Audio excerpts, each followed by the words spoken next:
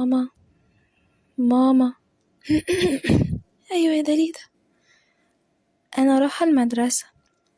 يا نهار ابيض، هي الساعه كام؟ انا شكلي راح عليا نوم ونسيت اصحيكم. لا يا ماما، كملي نوم. انا عارفه ان حضرتك كان عندك شغل كتير في المستشفى ورجعتي نمتي على طول. معلش يا دليده يا حبيبتي، ده انا حتى شكلي جالي برد ولا ايه؟ هما جهز لكم السندوتشات، ربع ساعه وتكون جاهزه. لا يا ماما، كملي نوم. انا جهزت السندوتشات وكل حاجه ليا انا وعمر ونازلين اهو. يا ماما، كان في قلم على الترابيزه، انا خدته معايا بس عشان الامتحان. حصل يا سارة، أنا تحت في المقلمة أهو، السندوتشات هتموتني. ماشي يا حبيبتي، تسلم ايدك. خلي بالك من نفسك انتي واخوكي، ربنا ينجحكم يا رب. يلا يا عمر، روح على طابورك، لو عوزت حاجه تعالي الفصل. حاضر يا دليده. اهلا دليده. ازيك يا شهد، عامله ايه؟ الحمد لله انا كويسه. إيه، هو أنا ممكن أسألك سؤال يا شهد؟ هو أنتي بتتكلمي كده ليه؟ بقولك يا دليده، كنت عايزه احكيلك في موضوع كده. ايوه طبعا. بس ممكن واحنا مروحين، بس علشان انتي عارفه امتحان الشهر النهارده ولازم نركز. إيه، امتحان شهر؟ بطني ملا كركبت كده ليها الصبح يا ولاد. ايه يا عمر، عملت ايه في الامتحان؟ الحمد لله يا دليل، حليت كويس. طب يلا نروح. لا، انتي بتروحي مع شهد، وعيب ان انا امشي انا وصحابي معاكم. ونعم التربية يا أستاذ عمر. خلاص اتفقنا.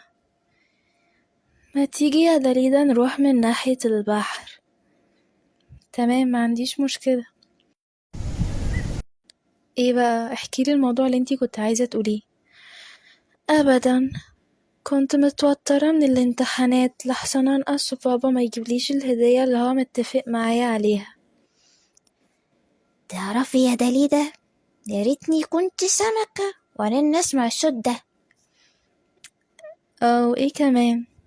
عارفة يا شهد، انتي طيبة وكل حاجة، بس طريقة كلامك دي. مالها طريقة كلامي؟ بصي مين اللي هناك. ايوه البطاطا، البطاطا الحلوة، ايوه البطاطا. ايه ده، دي امنة. انا فعلا ما لقيتهاش النهاردة في لجنتها، تعالي نسلم عليها. انتي رايحة فين؟ مش دي برضو البنت اللي كل المدرسين بيشكروا فيها وقد ايه هي مجتهدة؟ او هي فين المشكلة؟ سيبوني عليها يا جماعة، سيبوني عليها، خد حنجرتها ده. وسعي كده، انا هصورها وابعت صورتها على كل جروبات الدفعة عشان يعرفوا حقيقتها. انتي بتعملي ايه يا شهد؟ هاتي التليفون ده. لا مش هديهولك، وانا صورتها وهبعتها لجروب الدفعة. سلام. يا نهار أبيض على غيرة البنات. طب وبعدين دليلة هتعمل ايه؟ امنة، ازيك يا دليلة، عاملة ايه؟ ما تجيبي حتة بطاطا يا أمونة على ما تخلصوا كلام. انتي ما جيتيش الامتحان النهاردة ليه يا امنة؟ استأذنت من مس فرح اني امتحن الاسبوع الجاي عشان بابا بس كان تعبان ومعرفش ينزل، قلت انزل مكانه. لا الف سلام عليه. طب يعني وانتي يعني ما تكمليش. انتي عايزة تعرفي انا ازاي واقفة على عربية بطاطا، وازاي ما جيتش الامتحان، وازاي اصلا انا واقفة على عربية بطاطا وفي مدرسة خاصة؟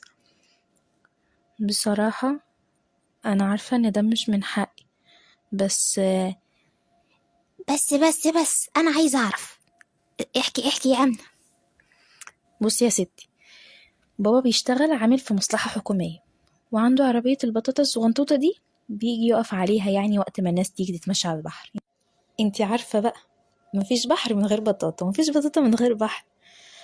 بس هو بابا بس تعب شوية النهاردة، فأنا قلت لا ما ينفعش ما يكونش فيه فلوس في البيت، فعشان كده نزلت. اما بقى يا بنتي موضوع اني في مدرسة خاصة ده، ففي جارة لينا ربنا ما كرمهاش يعني بالذرية الصالحة، فاتفقت مع ماما ان ربنا لو رزقها بنت وسميتها على اسمي اللي هو اسمها يعني هتتكفل بتعليمها. والحمد لله ربنا رزق ماما بيا، وانا اتسميت على اسم ماما امنة جارتنا. الله، انتي أجمل بنت شافتها عيني يا أمنة. يلا، ما هم صدقوا إن بشرب ينسون، مش هيصدقوا إن ليا عيون. اعمل ايه اعمل ايه، لازم اتصرف بخصوص اللي شاهدة هتعمله ده.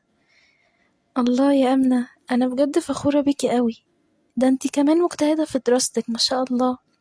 هو انا ممكن اتصور معاكي لانك بقيتي قدوتي؟ داليدا بعتت الصورة دي لمديرة المدرسة وحكت لها عن حكاية أمنة، قصدي حكاية البطلة أمنة، واقترحت إن أمنة هي اللي اسمها يتحط في لوحة الشرف الشهر ده. المديرة فرحت خالص خالص طبعا، وبعتت جواب شكر للدكتورة سارة عن حسن تربيتها لبنتهم داليدا. ووقت ما اللي اسمها شهد الغيورة كانت بعتت الصور اللي صورتها الأمنة على جروب الدفعة، كانوا كل البنات عرفوا بحكاية أمنة وفرحوا قوي بالصورة دي.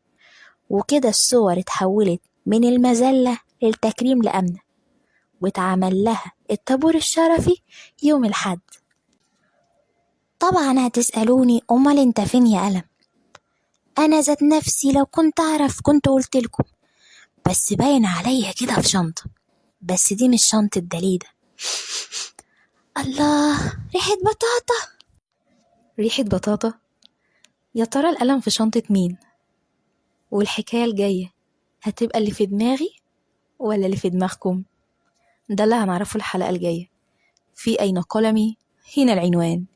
استنونا يوم الجمعة مع تامن مكان القلم هيروح.